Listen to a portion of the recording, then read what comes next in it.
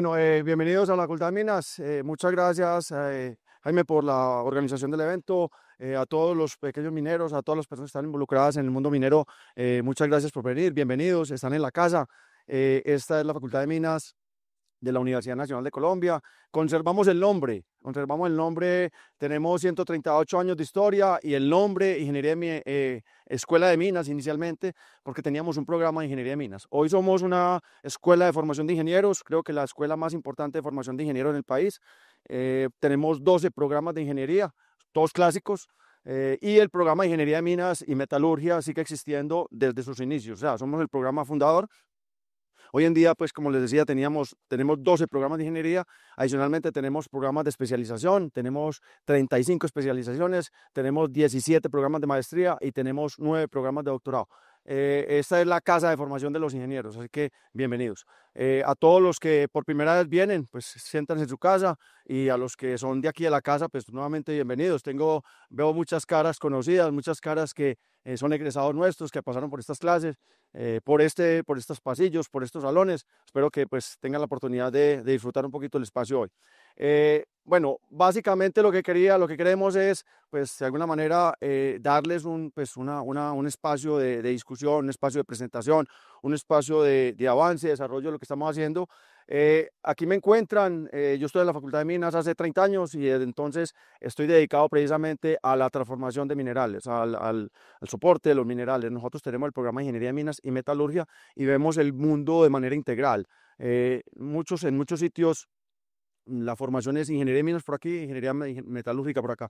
Nosotros conservamos todavía eso, quedamos unas 3 escuelas todavía en América haciendo eso y creo que pues, es un patrimonio que tenemos. Vamos a trabajarlo. Ahí tienen mis datos y me van a encontrar pues como director del grupo IGNEA, como parte de la universidad. Hago parte del grupo de investigación IGNEA, que es el que tenemos acá.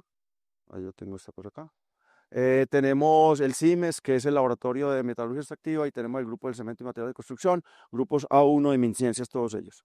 Bueno, antes de arrancar con el tema, cuando quería pues un poco que nos miráramos, en general, cuando la gente habla de minería nos muestran imágenes como estas. Es decir, cuando usted habla con la gente y le dice, venga, la minería, que la actividad minera, y la primera cosa que aparece en la prensa son imágenes como estas. O sea, ¿qué razón tiene una imagen como esta y no una imagen como esta? O sea, ¿por qué tenemos que estar pensando en imágenes como estas cuando perfectamente podemos tener imágenes como estas? Es decir, no, tenemos que quitar de la cabeza, tenemos que quitarnos de encima ese estigma de que hacer minería es hacer cosas sucias, es hacer cosas que dejan mala impresión, es no hacer cosas que de alguna manera afectan y dejan daños permanentes. No necesariamente es cierto. Y estas imágenes no son montajes, son imágenes reales de operaciones mineras que independiente del tamaño, pues están actuando directamente sobre el entorno. Y entonces aquí, antes de entrar específicamente en materia, me parece importante pensar en cuáles son los retos que tenemos desde el punto de vista de industria minera para realmente poder impactar directamente con el entorno. Aparecen una serie de inquietudes, aparecen una serie de temas que me parece que es importante plantearlos. Los voy a cerrar muy rápidamente. Pueden haber muchos más, pueden existir muchos más retos, pero digamos que he hecho una clasificación de 4 retos que de alguna manera nos permiten pensar que es posible desarrollar actividades mineras positivas. El primero es que para cada uno de nosotros cada vez es más difícil acceder a los yacimientos. O sea, lo que tenemos hoy en día, pues no es lo mismo que teníamos hace 50 años, o hace 10 años, o hace 30 años, porque cada vez es más difícil. Es decir, no tenemos los yacimientos a mano, los yacimientos no los tenemos pulpitos. Cada vez hay que ir más allá, cada vez hay que buscar un poco más. Y claro, es que se me escondió la veta, es que se me perdió la veta, es que no veo la veta. No, la veta está ahí. Lo que pasa es que tenemos que investigar, tenemos que buscar, tenemos que organizar. Y ese es uno de los llamados que de alguna manera vienen acá. Y es que minería a pequeña escala no significa minería desorganizada. Minería en pequeño tamaño no significa que yo no voy a hacer todas las actividades mineras propias del negocio minero. Minería significa una actividad económica organizada que tiene una secuencia y que tiene una búsqueda. Nosotros tenemos que buscar los yacimientos. ¿Cada vez es más difíciles? Sí, claro, cada vez es más complicado. Ahora tenemos que pensar que hay yacimientos que no están precisamente a mano. Incluso aquí nosotros en la universidad tenemos un grupo de estudio de minería espacial. Pues O sea, ahí está, ¿cierto? No es que vamos a hacer minería en la luna ya, pero en algún momento alguien tendrá que hacerla y hay que ir a pensar en eso. O hay que ir a pensar en minería en los fondos marinos. Pues hay que pensar. No es que lo vamos a hacer ya, pero hay que pensar. Estoy diciendo que cada vez es más complejo los yacimientos y entonces eso significa que cada vez tenemos que ser más conocedores del entorno que queremos conocer. Y eso es importante tenerlo. Lo pongo como un primer reto. Un segundo reto que está planteado sobre la mesa o que aparece sobre la mesa es el reto del aprovechamiento energético, o sea, el mundo de la energía. En la pequeña minería es muy común, se utiliza mucho ese equipo que llamamos cocos. O sea, los cocos son parte inherente al mundo de la pequeña minería, sobre todo minería de beta. ¿Qué es un coco? En teoría es un equipo que reduce tamaño, pero el coco el coco no deja de ser, pues, o se plantea como un molino. Y cuando hacemos los estudios, cuando conocemos un poquito el sector, cuando nos metemos en el mundo del sector, vemos que son uno de los equipos que más consumo energético tiene. Es decir, dentro del punto de vista de operación, dentro del punto de vista de trabajo, gastamos energía a tres manos y tenemos un consumo energético altísimo, independiente si utiliza mercurio o no. No me voy a meter en el cuento. Teóricamente no lo debemos hacer y no solamente por los efectos negativos que tenga o porque está prohibido o por lo que sea, es porque de alguna manera no es eficiente. Y una vez hago y declaro que yo no soy enemigo de la naturaleza, yo no soy enemigo de los elementos de la naturaleza. A mí me encanta la tabla periódica y comentar la periódica, me encanta la tabla periódica, me encantan los elementos. También me gusta el mercurio y me gusta el oro y me gusta la plata es decir, me gustan los elementos. Otra cosa es cuando lo utilizamos mal o lo utilizamos cuando no los tenemos que utilizar. ¿De acuerdo? Quiero dejar ese pequeño paréntesis. Pues lo que estoy diciendo es que el consumo energético es uno de los puntos clave en el desarrollo de la actividad minera y no lo controlamos. Y si estamos pensando que cada vez tenemos que hacer mayor uso o un uso más eficiente de la energía, ahí tenemos un llamado de atención. Mucho cuidado con la molienda, mucho cuidado con el mundo de la molienda y la reducción de tamaño, porque es el mayor elemento de consumo energético y mayor desperdicio energético tiene. Entonces, otro llamado de atención. Retos. Y así como lo hago, así como digo la molienda, puedo decir muchos otros retos presentes, muchos otros elementos de consumo energético alto que no controlamos. Voy de la mano con lo anterior. Si yo estoy diciendo que tengo que conocer el espacio minero, tengo que conocer el mundo minero, pues tengo que conocer específicamente cada una de las operaciones, indudablemente. Ese es un segundo tema digamos, de reto que está ahí presente. Hay un tercer reto que tiene que ver con el manejo de la información. Y siempre hemos pensado que las nuevas tecnologías o la toma de datos es un tema que está muy de la mano, muy ligado al mundo de la gran minería. Yo no estoy hablando aquí de gran minería, yo estoy hablando de minería, independiente del tamaño, no me interesa el tamaño. Estoy hablando de la información que nos da la mina, de la información que nos da el territorio, de la información que nos da la operación, de lo que nosotros somos capaces de recolectar de la operación minera. Eso es un tema fundamental. Lo que pasa es que no lo estamos haciendo y hay un llamado de atención. Eso es un reto. ¿Qué vamos a hacer con la información? Y la información es para procesarla. Ahora existen muchas herramientas, hablamos de inteligencia artificial, hablamos de machine learning, por aquí veo a Jessica muy juiciosa, que es una estudiante nuestra experta en manejo de información, manejo de datos. No estamos hablando de que usted necesita mucha tecnología, estamos hablando de que usted necesita cuidado. Cuidado significa tome información y más que eso, utilice la información. La información es ¿qué pasó ayer? ¿Qué pasó en mi operación? ¿Qué hice en mi operación? ¿De qué manera estoy tomando la información? ¿Y qué hago para retroalimentar esa información en mi operación de día a día? Fundamental. 3 puntos. Bueno, y finalmente, ese es un tercero. Y finalmente hay un cuarto reto que está planteado, que hace parte de nuestro, digamos, de nuestro quehacer. Y es el de, yo lo decía ayer cuando estaba hablando en el panel, y es la mirada sociotécnica de los problemas. Hemos visto en 1000 veces que muchos de los problemas técnicos en minería están resueltos. Muchos están resueltos. Es decir, la gente sabe operar, sabemos desarrollar nuestra operación. Pero quizás el problema no es solamente técnico. El problema va más allá de lo técnico. El problema va a entender un poco cómo es esa aproximación sociotécnica a los problemas.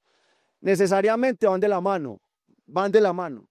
Usted con resoluciones técnicas de los problemas no es suficiente. Y lo vemos todos los días, lo hablamos todos los días, en los problemas de todos los días.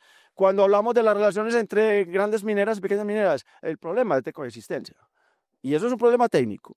Bueno, un problema técnico. Pues un problema sociotécnico, tiene aspectos técnicos indudablemente, pero más tiene problemas o más tiene relaciones con la generación de confianza y cómo medimos la confianza, ¿cierto? ¿Cómo nos aproximamos a las corporaciones autónomas que siempre decimos, no, es que no nos dejan trabajar? Realmente es que no nos dejan trabajar, es que no nos comunicamos bien, ¿cierto? De alguna manera hay un montón de temas. Ayer hablaba y ponía el tema de las mujeres en minería, la mujer como fundamento importante del desarrollo en la actividad. Y en la actividad, en la manera como se junta en torno a la actividad minera una familia, por ejemplo. Todos los que tienen operación minera no están desconectados de su entorno familiar. Y hemos pensado en eso desde el punto de vista técnico. ¿Qué tan importante es? Es demasiado importante. Y a veces no le paramos bolas. Sin embargo, eso es un reto y lo pongo ahí. Hay que profundizar en eso y pues eso es uno de los temas de nuestro trabajo que me parece importante desarrollar. Entonces ahí pongo 4 retos sobre la mesa que me parece que es importante pensar en ellos en cualquier nivel de la operación minera. En este caso, pequeña minería, pequeña escala. Y pensando en qué, en que queremos operaciones que de alguna manera nos reconozcan de esta forma. O sea, nosotros queremos que la actividad minera o pensamos que la actividad minera no tiene que tener este referente. Tiene que tener este referente. ¿Listo? De alguna manera, la forma en que nosotros comuniquemos. Y ahí viene un tema, pues que de alguna forma está planteado y que también se planteaba ayer en lo que era la actividad, ¿cierto? Ayer hablábamos de sostenibilidad, hablábamos de la importancia del desarrollo sostenible y cómo íbamos a ver eso. La pregunta es, independiente de la escala, yo no estoy hablando de escalas grandes, escalas pequeñas, escalas medianas, no, estoy hablando de la actividad minera, porque es una sola. Nosotros tenemos que tener el entorno minero como una sola actividad. Entonces estamos pensando que ¿qué es actividad minera?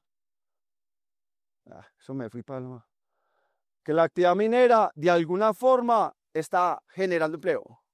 Entonces, si yo estoy pensando en la sostenibilidad, estoy pensando en una actividad que me genera empleo. Estoy hablando de una operación que va a generar desarrollo. Que va a generar desarrollo. Porque si tenemos una actividad que de alguna forma está generando riqueza, está dando empleo, está pensada para que genere crecimiento y desarrollo, de alguna manera. Está pensada para que genere sostenibilidad ambiental, ya lo dije en la mirada anterior. Está pensado para que deje riqueza en términos de regalías y está pensado para que deje inversión extranjera, local, no importa, que mueva el efectivo, que mueva la economía, que se mueva la actividad. Si pensamos la economía de esa forma, la minería de esa forma, tenemos que pensar que de alguna forma la actividad tendría que ser sostenible. También lo planteaba ayer Jonathan desde Antioquia Gol, y planteaba, es que la minería no es sostenible. Como actividad extractiva, eso no es sostenible. Pero es que yo no estoy pensando en eso. Si yo pienso en la actividad extractiva únicamente, me olvido del entorno, me olvido de todo lo que genera, me olvido del impacto en las familias, me olvido del impacto en la comunidad, me olvido de la generación de empleo. Si miro en todo ese entorno, entonces estoy pensando que la actividad minera tiene que ser sostenible. De alguna manera, ojo, hay que pensarla no como un proceso extractivo puramente, sino qué hago, con lo que extraigo finalmente. ¿Cómo soy capaz de involucrar todo ese entorno o todo ese proceso en ese entorno para que sea uno solo completo? Entonces, en esa forma, la minería en cualquier escala tiene que contribuir a los aspectos sociales, a los aspectos económicos y a la mitigación de impactos ambientales. Ninguna otra opción. Y es la única forma que podemos plantear para que eso suceda, que eso se plantea. Entonces, pues desde el punto de vista de sostenibilidad, pues se plantea esta relación de sociedad, medio ambiente y economía, obviamente en un entorno técnico que permita un crecimiento conjunto. Ahora, ¿cómo se hace eso? Es otra cosa. Tenemos que ya sentarnos a hablar de eso y a discutir y a plantear y pues hacer otro evento completo. El otro año, a mitad de año, vamos a hacer un ejemplo aquí, perdón, un evento aquí en la Facultad de Minas, un evento internacional que va a hablar precisamente de este entorno, de cómo es ese intercrecimiento entre el mundo social, el mundo económico, el mundo ambiental, para hacer entornos equitativos, vivibles, viables, que finalmente nos lleven a temas de entender la actividad minera como una actividad sostenible, de alguna forma. Metámonos al mundo minero propiamente dicho, y la actividad está pensada, o la tenemos que pensar, desde la perspectiva de conservación del recurso, desde la perspectiva de aceptación. Yo lo decía, la aceptación, lo decíamos ahora en la charla anterior, las imágenes que nos lleven a ser referente no son gratuitas, tenemos que trabajar por ellas. La referencia tiene que ser lo que nosotros hagamos, y si no lo hacemos bien, pues vamos a tener una mala referencia. Vamos a ganar aceptación pública siempre y cuando nosotros hagamos las cosas en el sentido que va por el que queremos. Moviendo en el tema del mercado, moviéndonos en garantizar condiciones seguras de trabajo. Obviamente es un negocio, hay que hacerlo rentable y por lo tanto garantizar que la gente que está trabajando en el entorno esté capacitada y tenga buenas condiciones de trabajo. Esos de alguna forma aspectos que hay que considerar y tener en cuenta, porque si seguimos pensando en una actividad de esta manera, pues seguramente no nos va a ser posible, donde tenemos pocos elementos de seguridad, tenemos pocas condiciones de trabajo, donde tenemos niños, mujeres, mayores, personas mayores. Si pensamos que esto es lo que queremos, entonces vamos a tener problemas, vamos a tener que pensar cómo somos capaces de cambiar este entorno y volverlo de otra manera. Vamos a cambiar estas actividades y a desarrollar las actividades de otra manera. Nosotros tenemos que pensar que de alguna forma este mundo tiene que tener otra mirada y de alguna forma tener transformaciones al respecto. No me quiero mirar un poco en la parte específica de un problema como el mercurio, simplemente plantearlo, pero voy a pasar rápidamente por ahí. Esta es una cosa que no se necesita. Hay leyes, el problema no es la ley, el problema no es la ley. Vuelvo y juega, vuelvo y digo, el mundo requiere, el entorno de la utilización de mercurio, por ejemplo, es un entorno que se utiliza para la minería porque tradicionalmente lo hemos usado, porque ha existido, porque tenemos conocimiento, porque tenemos confianza, porque se hace, por lo que sea. Que está prohibido, eso es otro problema, eso es otra condición. La pregunta es, ¿eso realmente sirve? Pues habría que mirar. Eso hay que estudiarlo y hay que mirarlo. Algunas discusiones que hemos tenido con personas que trabajan en el entorno con minería de mercurio, convencidas de que funciona bien. Uno lo que hace es, de alguna manera, discutirlo y plantearlo. Desde la perspectiva técnica, uno puede decir, el mercurio, si uno lo ve en la tabla periódica, está al ladito del oro. O sea, usted ve el cobre, ve la plata y debajo el oro. Y al ladito está el zinc, está el cadmio y está el mercurio, están al lado. Entonces, desde la perspectiva técnica, uno diría, el mercurio y el oro son hermanitos. Son hermanitos. ¿Cómo así que hermanitos? Tienen la misma distribución electrónica. O sea, desde el punto de vista, qué pena, se me salió por ahí el mundo de la química, pero lo que se dice fundamentalmente es que los electrones no los diferencian sin un electrón. O sea, son los hermanitos. Y los hermanitos, pues cada uno tiene sus características. En una familia todos los hermanitos funcionan, pero son solidarios, ¿cierto? Entonces, el mercurio es solidario con el oro, y entonces el mercurio es capaz de atraparlo, es capaz digamos, de mojarlo, porque como moja, es el hermanito mojado. Entonces, ese es capaz de hacerlo, pero es solidario bajo ciertas circunstancias, en circunstancias en las cuales el tamaño es muy importante. Entonces, decimos que, digamos, planteado desde la perspectiva técnica, que el mercurio funciona muy bien si el oro tiene ciertos tamaños, entre 100 y 10 micras por ahí, más o menos por ahí, funciona. Si el oro es más grande, ni lo ve. Si el oro es más pequeño, pasa derecho. Entonces, en un entorno como el nuestro, antioqueño, por ejemplo, donde tenemos, diga, nordeste antioqueño, que tiene 60% del oro presente por debajo de una micra. El mercurio ni lo ve. Entonces, claro, lo que la gente recoge es el 40%, por ahí, de ese orden. Y eso sí funcionará al 100%, porque no funciona sino como al 30, 40, póngale el 50%. Entonces, el 50, el 60, 5, 6, 30, usted no recoge ni el 30%, el resto está por ahí. Entonces, ojo, desde el punto de vista técnico, no tiene sentido. Entonces, bueno, pasemos por ahí, simplemente como para decir.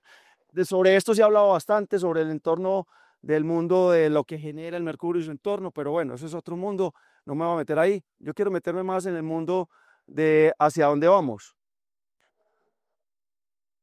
hacia dónde queremos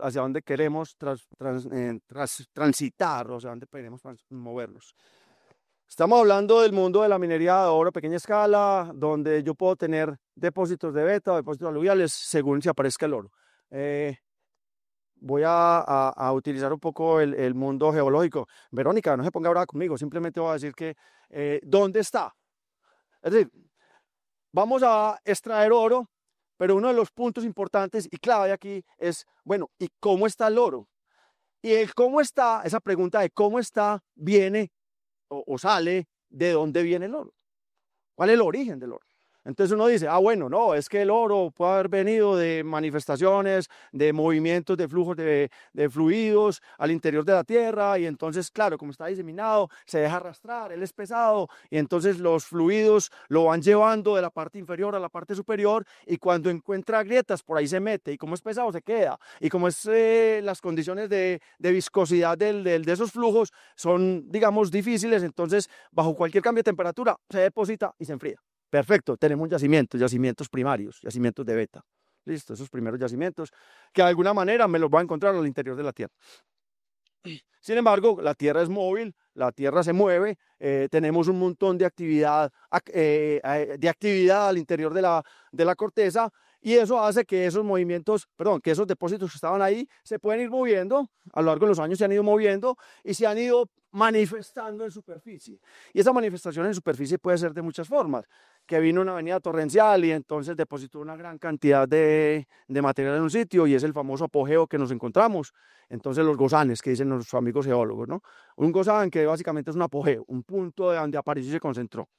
La posibilidad de que esos yacimientos externos que ya están en la superficie se muevan a través de flujos de masas. Entonces tenemos depósitos eluviales y aparecen esos depósitos que se pueden mover por movimientos de masa y caer en las pendientes, y tenemos depósitos coluviales, y finalmente pueden llegar a los lechos de los ríos, y el movimiento de los ríos hace que tenga depositaciones en la parte más baja y tenemos yacimientos aluviales. Y de alguna manera entonces tenemos posibilidades de encuentro. Eso es lo que nosotros nos vamos a encontrar. Y claro, las características de un oro aquí no son las mismas de características de un oro aquí, ¿cierto? Son distintas. Entonces, vuelve y juega.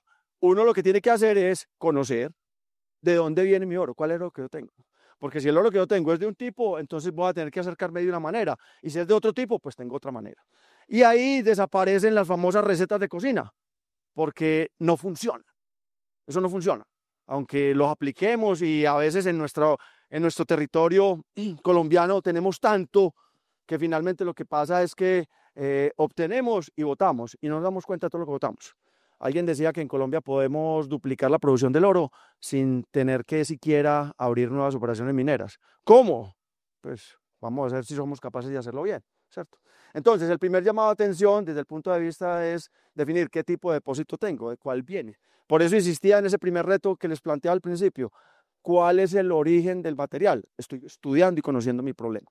Ojo, si el depósito está o viene de venimos de un depósito de beta, entonces muy seguramente ese oro puede estar libre, o sea, puede estar libre.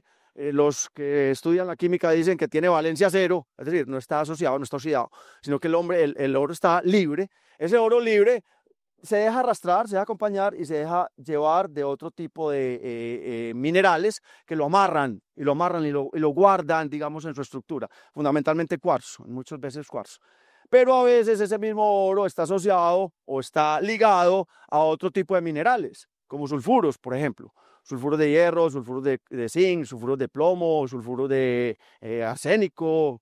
Ese tipo de cosas pasan, sobre todo cuando estamos en la cordillera occidental nuestra. Nuestra cordillera occidental está muy unida a los metales, es muy metálica, tiene muchos metales. Y en los metales están todos muy junticos, y el oro es un buen acompañante. El oro es el amigo pegado que va a todos los bailes, a todos va. Entonces siempre va y ahí está pegado. Entonces, cuando es muy pequeñito, y está hablando de tamaños atómicos, el oro se mete dentro de los átomos de los sulfuros y no se deja ver.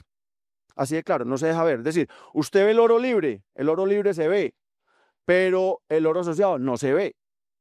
No se ve, pero ahí está, ¿de acuerdo? Ahora, el oro tiene una característica, y es que es muy pesado. Si el oro es muy pesado, pues yo puedo aprovechar esa condición que tiene de ser pesado. Pero si está asociado, está atómico, yo no lo voy a aprovechar la propiedad porque no la veo. Entonces, la propiedad es la propiedad del sulfuro, la propiedad es la propiedad de la esfalerita, de la galena, de la pirita, el que lo arrastre. Entonces, cuando yo vaya a hacer una operación de recuperación, pues tengo que ver quién es el que lo va a recuperar, quién es el que está asociado. De alguna manera es importante. Ahora, si el depósito es un depósito aluvial, muy probablemente la naturaleza ya le hizo eso. La naturaleza ya le hizo ese trabajo. ¿Y qué es lo que hace la naturaleza? Va y arrastra. Y como va arrastrando, y él es diferenciado porque tiene mucho peso, se deja eliminar lo que tiene alrededor. Por eso, cuando tenemos un depósito aluvial, el oro está libre, normalmente. No siempre, ojo, no siempre. Pero en general está libre, entonces yo me lo encuentro solito. Y puedo aprovechar esa propiedad que tiene de ser muy pesado. Muy pesado, es que tiene una gravedad específica muy alta. Digamos que esas son las características técnicas que tengo que determinar siempre que voy a desarrollar un trabajo. Ojo, por favor, me metí al mundo técnico, pero no se me ha perdido esa perspectiva que había hablado en la parte anterior. ¿De acuerdo? Entonces,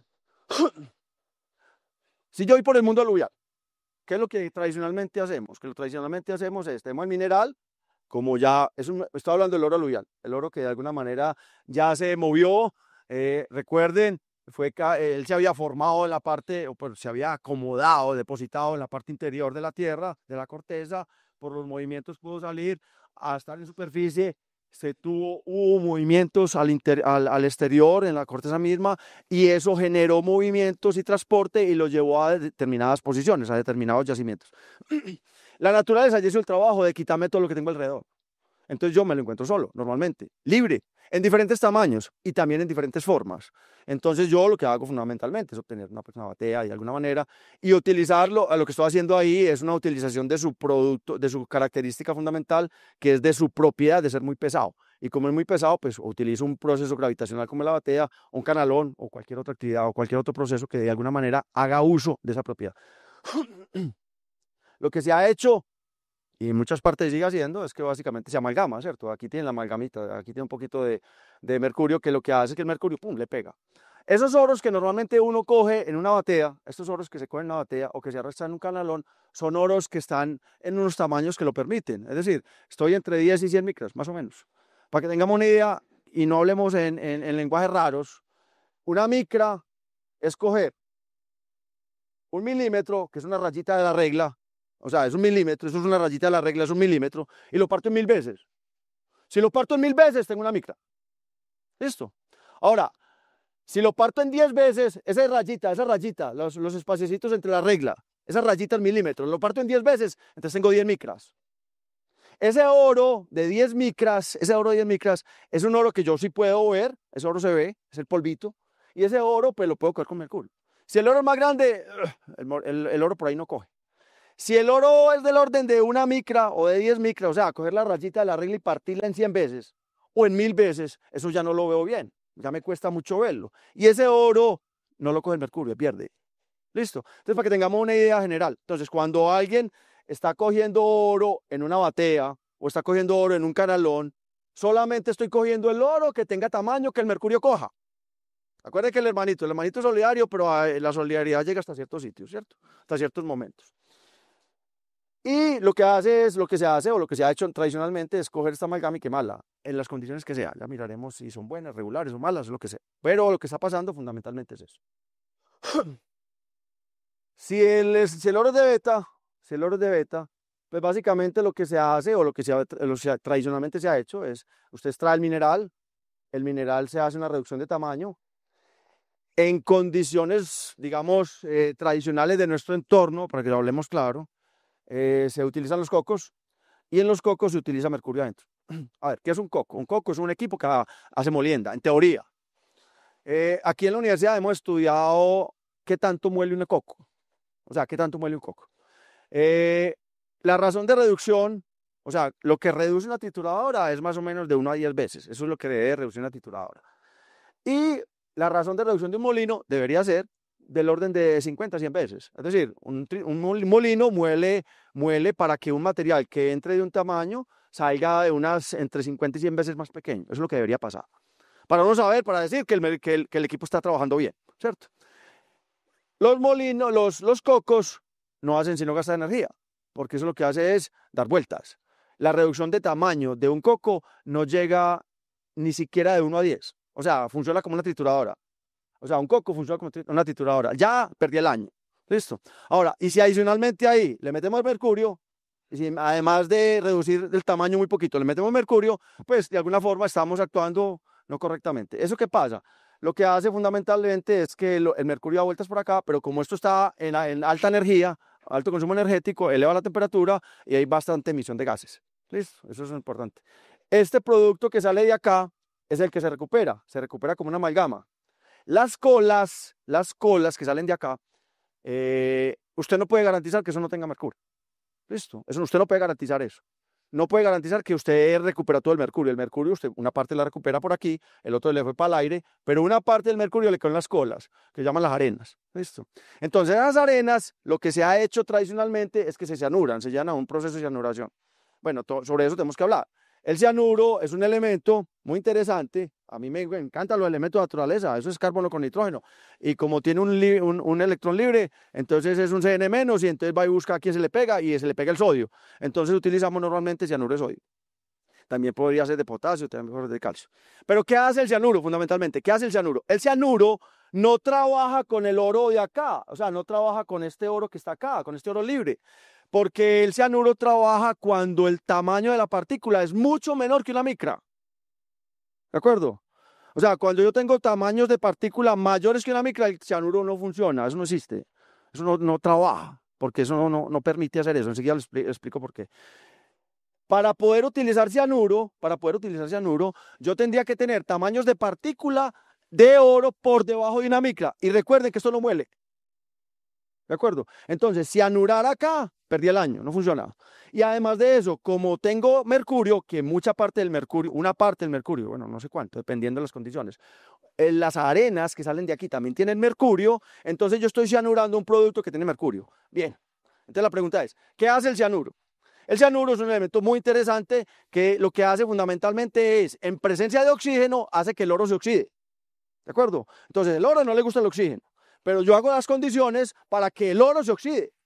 ¿Y qué es oxidarse? Soltar un electrón. Qué pena que acabo de dejar bobadas, pero lo que estoy diciendo es que el cianuro tiene condiciones para que el oro, en presencia de oxígeno, suelte el electrón. Y cuando lo suelta, que le cuesta mucho, el cianuro entra y lo coge y lo acompleja. Eso se llama un proceso de acomplejamiento. Entonces, es muy complicado que el oro suelte el electrón. Es muy difícil. Entonces, por eso es que yo tengo que agitar, por lo que tengo que meter oxígeno. En algunos casos le meten peróxido, en algunos casos le meten oxidación a presión. Si usted va a una operación peruana, le mete mucho cianuro. Es decir, hay que entender lo que está pasando. Le cuesta mucho al oro hacer eso. Pero ojo, si usted tiene mercurio ahí, al mercurio no le cuesta tanto. Entonces el cianuro está ahí bailando, mirando a ver quién suelta electrones. Entonces, claro, el mercurio lo suelta primero que el oxígeno. Entonces lo que hace es que el cianuro acompleja el mercurio y me forma un complejo de mercurio-cianuro. Y ese sí es muy venenoso y es muy jodido, pues aquí hablando de todo. Ahora, si hay cobre, que hay mucho cobre por ahí suelto, el cobre también suelta los electrones mucho más rápido que el oxígeno, que el oro. Y por lo tanto el cianuro acompleja el cobre. A hierro, el cianuro acompleja el hierro. Es decir, cualquier metal presente se deja acomplejar. Primero se deja oxidar más fácil que el oro. Y si está oxidado, el cianuro acompleja mucho más fácil. Por lo tanto, la recuperación de oro con cianuro después de molienda en cocos no funciona.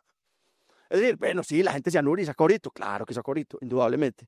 Pero la cantidad de oro que se queda en las colas de cianuración es mucho más alta que el que es capaz de recuperar. ¿De acuerdo? Para que tengamos una idea pues, de los aspectos técnicos de lo que está pasando ahí. Muy bien, entonces, esto es lo que normalmente hacemos, quemamos la amalgama y obtenemos el oro, y aquí después de cianurar se precipita con zinc y se hace la fundición. Entonces, siempre que usted esté utilizando un proceso de cianuración, después de haber utilizado un proceso con mercurio, pierde el año, no funciona, está en tiene una muy baja recuperación. ¿De acuerdo? Entonces, pues de alguna forma, eso es lo que tradicionalmente se ha hecho, lo que seguimos haciendo, lo que hemos hecho toda la vida y pues a veces nos cuesta mucho cambiar, es porque son procesos muy fáciles, realmente son sencillos. Usted pone el material en un coco, eso funciona y saca, y eso tiene una rentabilidad. Pues lo que pasa es que si yo no he hecho cuentas de cuánto tengo y cuánto voto, y es muy difícil identificar cuánto voto, o sea, es muy difícil identificar cuánto oro está en las colas por aquí, y cuánto oro está en las colas por aquí, y cuánto oro está en las colas por aquí, porque como son oros finos, son muy difíciles de identificar. Usted no los ve, a nosotros aquí nos cuesta en la universidad mucho verlo, porque tenemos que tener equipos adecuados para determinarlo, y usted en la mira no lo ve tampoco. Entonces, ojo, Si usted no hace cuentas, usted saca su orito de manera muy fácil. Es conocido, usted es fácilmente, usted tiene que invertir mucho y el entorno general funciona, entonces eso está bien. Ahora, ¿qué pasa? Tenemos la aproximación social, o sea, el mundo que está alrededor, el entorno social. ¿Por qué utilizamos el mercurio? Precisamente porque existe una tradición, porque existe una cultura, porque existe un conocimiento ancestral, porque existen unas razones muy sociales al respecto. Estar allá es muy complicado. Cambiar eso es muy difícil. Bien. Bueno, aquí me disculpan un poco la poca visibilidad, pero básicamente entonces yo creo que para no hacer énfasis en lo difícil, yo no sé cómo estamos con el tiempo, ¿cuánto tengo? Bastante minutos todavía. Bueno, está bien. Muy bien, entonces, tecnologías que nos permitan de alguna manera transformar eso. Ojo, no hay recetas, ¿de acuerdo? No tengo recetas, ni me sé la fórmula tampoco. Lo único que sé es que lo que me interesa es saber de dónde viene el oro, qué tipo de oro tengo y con quién está acompañado. ¿De acuerdo? Porque no tengo más recetas. En función de qué tipo de yacimiento es, qué minerales tiene y qué formas tiene, pues la caracterización del depósito, entonces podemos decir que vamos a buscar la alternativa que nos permita no usar mercurio o no tener que usarlo, o sea, no tener que usarlo, porque es que yo no lo tengo que usar, porque yo sé que si lo que recupero no pasa del 15 a 20% del total, entonces ¿por qué lo uso? ¿De acuerdo? Vuelvo y juega lo que hablamos al principio, o sea, yo quiero mi entorno, yo quiero saber hacia dónde voy, cuál es la referencia que tengo, porque estoy pensando a futuro, estoy pensando en el recurso, estoy pensando en garantizar las condiciones de trabajo de quien está a mi alrededor, de quien está conmigo, utilizar las mejores condiciones desde el punto de vista tecnológico para garantizar eficiencias y de alguna manera ser capaces de desarrollar y difundir esto que está pasando. Pues es un poco lo que estamos haciendo aquí. Pues yo creo que un poco de la motivación de tener este ejercicio hoy, Natalia, es precisamente estar todos de alguna manera conscientes y generar un proceso educativo, o sea, de alguna manera conocernos y buscar entre todos soluciones que nos permitan salir adelante.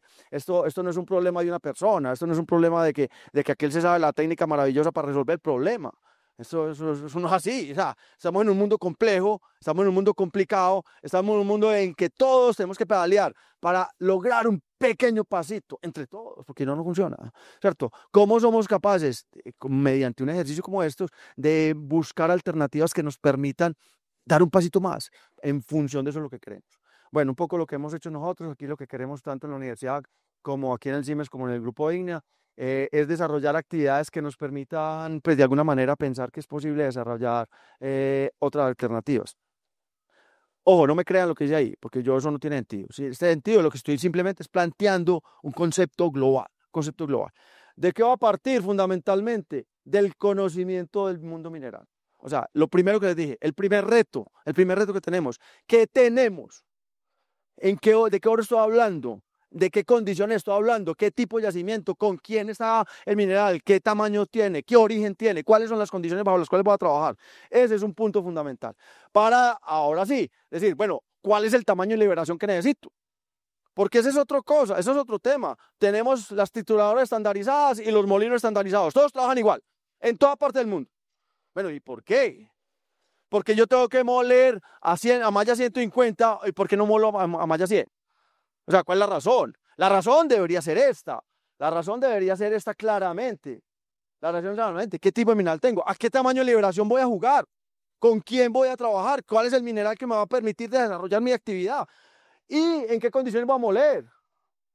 Hombre, ¿qué tipo de molino necesito? Y el molino no es un coco, porque el coco tiene la característica fundamental. Si usted lo ve, es cuadradito, relación diámetro largo igual, 1:1. Eso es 1:1. Es decir, el tamaño y la longitud de un coco es muy parecido al diámetro del coco. Eso no muele. Empieza que eso no muele. Entonces, ¿qué tengo que decir? ¿Cuál es el tipo de molino que necesito? ¿Qué tamaño qué longitud necesito? ¿Qué diámetro necesito? ¿Qué tipo de condiciones de bolas? ¿Cuáles son los tamaños de bolas? ¿Cuál es la carga de bolas? ¿Cuál es la velocidad de bolas? ¿Cuánto mineral tengo que cargar? Es que el problema es complicado, ¿cierto? Tenemos que pensar en eso. El problema no es receta, no hay ninguna receta. ¿A qué condiciones voy a moler? Porque me voy a gastar el 60% de mi consumo energético aquí. En una planta como esta, cualquiera, por lo menos el 60% del consumo energético lo tiene aquí. Entonces, ¿voy a botar la plata? ¿Qué es lo que normalmente hago? Botamos mucha plata. ¿Por qué? Porque molemos con receta. ¿De acuerdo? Entonces no hay que moler con receta, hay que definir cuál es el tamaño de liberación que necesito. Para determinar el tamaño de liberación, necesito saber, bueno, ¿cuánto oro libre tengo? Si yo me voy para Marmato, no tengo oro libre. Y si me voy para Segovia, tengo 60% oro libre. Perdón, 40% oro libre, el 60% está acompañado, en condiciones no acompañado con sulfuros fundamentalmente. Entonces, usted ve en Marmato que hay una amalgama, todo el mundo se anura. Ahora, usted va a Marmato y cuando va al proceso, la gente muele 1, 2, 3, 4, 5 veces. Usted ve 5 remoliendas. 5 remoliendas. Muela, muela. Mientras más muela, mejor. No sé, pues. A lo que voy a eso. ¿Listo? Y lo mismo pasa, pues, si yo tengo un yacimiento de aluvión. ¿Qué tipo de oro tengo para saber qué tipo de equipo voy a trabajar? Ahora, yo estoy poniendo aquí concentración gravimétrica, puse una mesa, pero no significa una mesa. Listo, estoy diciendo concentración gravimétrica, estoy diciendo, coja el oro libre si tiene. Listo, coja el oro libre y tiene. Y aquí hay mesas, jigs, canalones, hay espirales, o sea, que quiera. O sea, aquí hay un montón de equipos, lo que pasa es que nosotros nos especializamos en las mesas. Entonces todo el mundo pone una mesa. ¿La mesa funciona? Sí, siempre y cuando tenga unas condiciones adecuadas de operación. O sea, las mesas funcionan si yo tengo una determinada capacidad de proceso. Eso no es para todos los procesos. Si yo tengo hasta 50 toneladas día, funciona, pero si tengo más, no. Si tenga menos, tampoco. Es decir, vuelve y juega. Eso no es una receta. ¿Dónde está? Mire a ver en qué condiciones va a trabajar la mesa. ¿Cuántas toneladas día va a trabajar ahí? A ver si le funciona. ¿Y qué tamaño de concentrado quiere? Porque acuerde que eso salió de aquí una molienda. Normalmente las moliendas se hacen en el circuito de herrado. Claro, porque yo quiero optimizar el proceso, ¿cierto? Quiero optimizar el proceso. Entonces, ¿cómo hago el circuito de herrado para garantizar que esta molienda va a funcionar adecuadamente? Listo. Bien. Y digo acá, yo podría decir que aquí también hay un centrífugo. También podría pensar que aquí hay un centrífugo. O aquí también puedo poner un centrífugo. Es decir, puedo flotar. Si hay algunos minerales que se dejan flotar, no todos los minerales se pueden flotar, algunos minerales se pueden flotar. Hay algunos oros que se pueden flotar. Acuerde que al oro no le gusta el agua, el oro es hidrofóbico. Y si el oro es hidrofóbico, pues yo también lo puedo flotar. Lo que pasa es que él flota bajo ciertas condiciones de tamaño. Entonces, según lo que saque aquí, en función del tamaño, también puedo sacar y liberar algún tipo de oro, no todo, pero algún tipo de oro podría liberarlo por tamaño y flotarlo después, algunos. Aquí me queda un concentrado, aquí me quedan las colas, y aquí me queda un concentrado. Normalmente, mire, ese concentrado se puede cianurar en función del tipo. No siempre hay que cianurar, no. O sea, se puede cianurar siempre y cuando yo tenga oro invisible. Vuelve y juega, oro invisible es aquel que está por debajo de una micra y que no está libre, que está metido en la estructura cristalográfica de los materiales. No todos los oros se pueden cianurar, no todos los oros pueden cianurar. Lo que pasa es que hay unos oros que no se pueden recuperar gravitacionalmente. O sea, el oro que yo no pueda recuperar gravitacionalmente aquí, bajo las condiciones de que es un material pesado, o que no pueda recuperar aquí, bajo unas condiciones de que es hidrofóbico, entonces podría recuperarlo aquí, bajo condiciones que se deja oxidar, siempre y cuando esté acompañado de los sulfuros adecuados. Si yo tengo calcopirita aquí, o sea, si tengo cobre, perdió el año. No se puede cianurar, o si se puede cianurar, hay que cianurar con condiciones adecuadas, es decir, con pretratamientos. En el Bagre, en la parte correspondiente a Zaragoza, pues al frente del río, pues perdón, al frente de Mineros, hay una operación minera de beta que extrae oro con telurio. O sea, el oro que está ahí, no todo, pero una parte del oro que está ahí tiene telurio. Y cuando el oro está con telurio, está oxidado. O sea, no está con valencia cero como lo encontramos en todos lados, está oxidado. Eso significa que tiene valencia +1 o valencia +3. En otras maneras, cuando usted va a cianurar, y allá se anuran, cuando usted va a cianurar, bueno, primero, no se ve en el ensayo al fuego. Listo, cuando usted tiene oro con telurio, no se ve en el ensayo al fuego. Entonces usted no sabe cuánto oro tiene. Empiece por ahí. Y además de eso, no se deja cianurar, porque recuerden lo que les dije ahorita, que para poder cianurar, yo necesito primero oxidar, necesito que el oro libere un electrón para que quede con valencia +1, pero ya lo tiene. Cuando está con el telurio ya tiene valencia +1, entonces cuando oxido en un proceso de cianuración, sigo oxidando y el cianuro no acompleja. Y si no acompleja, no amarra, no es capaz de coger el cianuro, no es capaz de coger el oro. Entonces tampoco funciona. Vuelve y juega. No hay receta. Yo estoy poniendo ahí condiciones bajo las cuales uno podría operar, pero siempre y cuando conozca. ¿Listo? Y después de cianurar, pues de alguna manera tengo colas, tengo concentrados.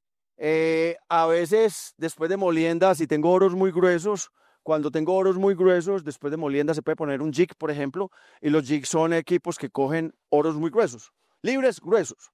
Esos que decía ahora que el mercurio tampoco ve. O sea, cuando tengo oros gruesos, oros muy grandes, normalmente, y cuando digo muy grandes, pues tampoco, 150 micras, 200 micras, es decir, tamaños que de alguna manera se ven, pero que no es muy adecuado coger en procesos gravitacionales, perdón, en otros procesos, con todo el grupo de materiales se pueden coger aquí con la centrífugo, un Icon, una cosa como esas, pues, de alguna manera, un Canelson, cosas de esas. Bien, de alguna manera son procesos que de alguna forma están llevando a que uno pueda trabajar.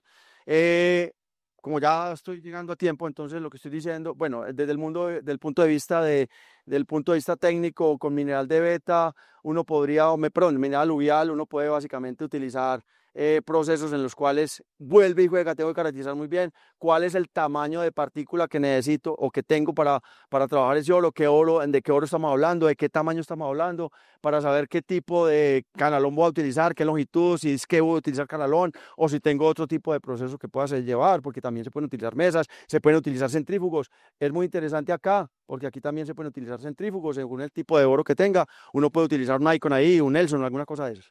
Bueno, el tipo de tapete si se va a utilizar, pues eso también es una característica adecuada. Pero bueno, más que eso, que son los aspectos técnicos a los que estoy haciendo un llamado en términos de que no hay recetas, de que requerimos conocimiento, de que necesitamos caracterizar cada una de mis operaciones. Más que eso, aquí hay una foto que tiene una característica, ¿ves? Y hay un montón de gente, ¿ya? Hay un montón de gente, y hay un montón de gente. Sí, hay un montón de gente. Como aquí hay un montón de gente. Eso es lo que estoy diciendo. Esto funciona en la medida que socialicemos, que hablemos, que nos capacitemos, que tengamos asistencia técnica, que tengamos soporte, porque es la única forma en que esto funciona. Conocimiento. Si no hay conocimiento, es poco que lo que podemos hacer, ¿cierto? Esto viene desde hace rato, es decir, de alguna forma nosotros tenemos que conocer, tenemos que garantizar que la educación es nuestro tema de trabajo. Todos estos aspectos son importantes desde el punto de vista de la sostenibilidad. Ya lo conocen, de alguna manera ya lo hablamos, trabajar bien, negocios limpios, temas de desarrollo sostenible, derechos humanos, implementación de estrategias de riesgo, salud y seguridad del trabajo, aspectos que debemos tener en cuenta. Qué pena aquí que esto saca una cosa que no ve. Bueno, mejores condiciones de empleo, conservación de la diversidad, procesos responsables, desarrollo social, económico, institucional y temas de comunicación. Un poco lo que nos lleva a que de alguna forma esto es lo que tenemos que pensar. No sé cómo hacer eso, pero tenemos que hacerlo y trabajar de alguna manera en esto, porque de otra manera no puede ser posible. Nosotros podemos pensar desarrollo sostenible en función del uso de los recursos naturales, del crecimiento económico y fundamentalmente de la equidad social. Si eso no existe, creo que no tenemos muchas oportunidades. Así que eso es lo que quería compartir con ustedes. Bienvenido a la Universidad Nacional de Colombia. Nosotros en este momento estamos desarrollando un nuevo trabajo que se llama el Centro de Minería Responsable. Algunos nos dicen Falabella, pero es que somos el CMR. Somos el CMR, lo que queremos es apoyarlos a ustedes en términos de trabajo desde el punto de vista el apoyo geológico, el apoyo de la operación minera, el apoyo del planeamiento minero, en la operación independiente, y vuelvo e insisto en lo que dije al principio de la charla, no me importa, no estoy hablando de grandes empresas, estoy hablando de la economía minera, de la actividad minera. La actividad minera es una sola. Esa actividad minera debe hacerse con conocimiento, debo hacer exploración, debo hacer una muy buena operación minera, debo hacer un buen beneficio y un uso responsable de lo que pase al respecto. Ese es el entorno general entonces que quería compartir con ustedes. Muchas gracias.